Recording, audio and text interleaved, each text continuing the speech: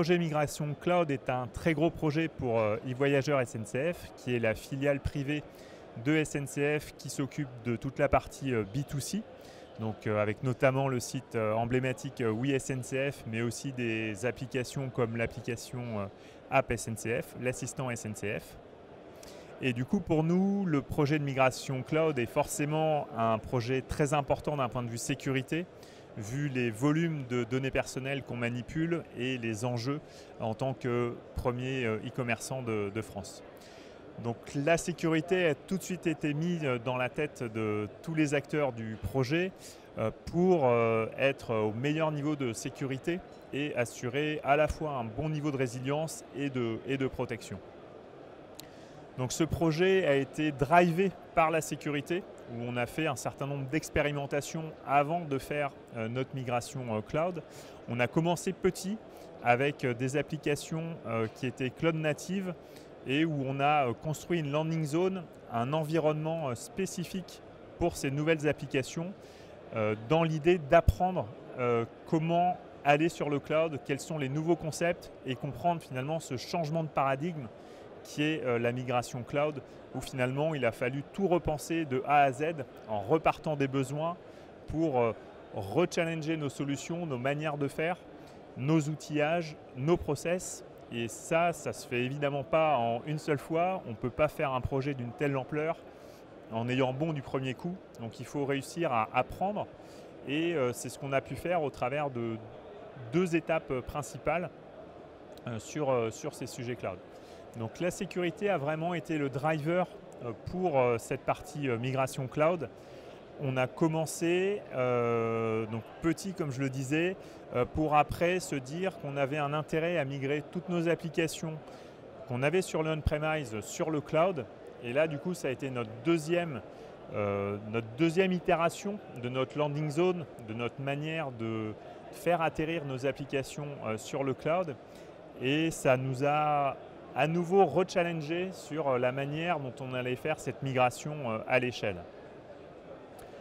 Le point clé sur cette partie-là a été le temps accordé aux équipes pour reconcevoir, remettre du concept sur la manière dont on allait faire cette migration à l'échelle. Donc pour faire du concept sur du cloud, il faut à la fois tester unitairement chacun des services, bien les comprendre et être en capacité de se projeter, de se dire à l'échelle comment on va être en mesure de passer le cap, quelles sont les bonnes technos, quelles sont les bonnes approches. Et c'est vraiment ça en fait qui a été le plus challenging. Clairement, il y a eu des moments un petit peu difficiles sur le sujet, mais derrière ça a payé parce que la migration à l'échelle s'est passée voilà, de façon assez fluide. Et clairement, c'était lié à cette bonne préparation, à avoir les bons concepts, les bons outils. Donc là, on avait à peu près 300 applications à migrer, 2 data centers. Donc on voit tout de suite qu'on est sur des échelles qui sont importantes. Et on a eu à peu près 400 personnes de mobilisées sur ce sujet Move to Cloud. Alors évidemment avec des creux et des bosses sur le sujet en fonction des périodes. Notamment au départ, on était vraiment sur une core team assez resserrée pour justement repenser ces concepts, etc. On était vraiment sur des équipes de 5-10 personnes, donc avec des gens motivés pour voilà, se jeter à l'eau, tester, reconstruire, recommencer, etc. Jusqu'à des phases très opérationnelles de migration à l'échelle, où là on avait toutes les équipes DevOps chez nous qui étaient sur le pont pour faire cette migration en moins d'une année. Donc même en 9 mois, si on enlève les phases initiales. Donc un projet clairement d'entreprise, un bouleversement et une réussite en fait. Ça a été un de nos 2 projets phares sur l'année. L'autre étant, vous l'avez peut-être entendu, SNCF Connect, où du coup on refond la longue distance, la courte distance pour apporter la meilleure réponse possible pour les transports. Donc voilà, donc 2 projets majeurs menés cette année 2021 qui restera clairement, en tout cas pour moi, dans ma mémoire. Donc déjà, la première réussite, c'est qu'on a à la fois tenu les délais et le planning. Donc sur un changement d'une telle ampleur, c'était quand même pas gagné d'avance, et surtout quand on se reprojette un an avant et quand on s'est lancé dans ce défi-là, clairement, c'était pas quelque chose qui nous paraissait atteignable, ou en tout cas difficilement atteignable. Donc voilà, la plus belle réussite, c'est à la fois d'avoir tenu les coûts, les délais, et aussi que ça se soit fait de façon transparente vis-à-vis des clients finaux. Les applications ont toujours été disponibles. Donc on a réussi à allier ces trois métriques-là. Et c'est ça qui est important de comprendre, c'est qu'on a réussi à faire cela parce qu'on avait bien pensé notre migration cloud. On avait pris le temps de construire notre landing zone, même si à des moments on s'était dit ça avance pas forcément beaucoup, on ne sait pas où on va. Ce temps-là, il était clairement utile, et c'est ce qui nous permet aujourd'hui d'avoir cette réussite. Donc on a su patienter pour avoir quelque chose de solide pour passer à l'échelle. Donc déjà de se lancer, c'est vrai que c'est des projets qui sont énormes, qui nécessitent beaucoup de remise en question, de se réinterroger sur la manière dont on fait les choses, pourquoi on les fait, qu'est-ce qui est important.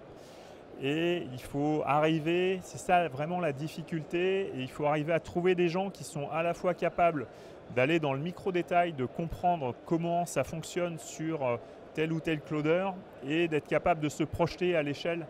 Comment ça va se passer quand on aura 10, 100 ou 1000 applications qui vont migrer dans ce modèle-là. Donc ça, voilà, il faut réussir à construire une équipe qui soit en mesure de faire ce travail-là, et de commencer petit. Et nous, ça a été vraiment, en tant que RSSI, un point important, de commencer en se disant on va être security driven.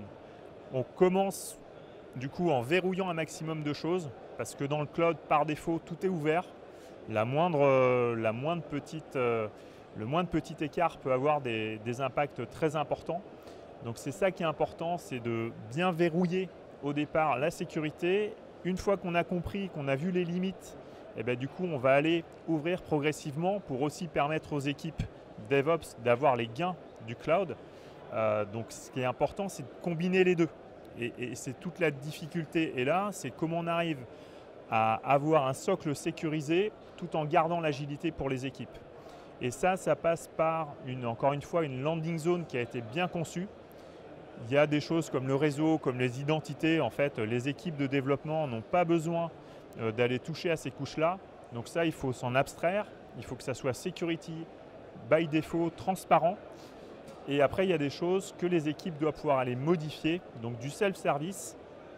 Et là-dessus, il faut être en mesure, côté sécurité, de contrôler ce que font les équipes, de leur donner des interfaces qui soient simples, qui correspondent uniquement à ce qu'ils ont besoin de modifier, et pas tout le reste.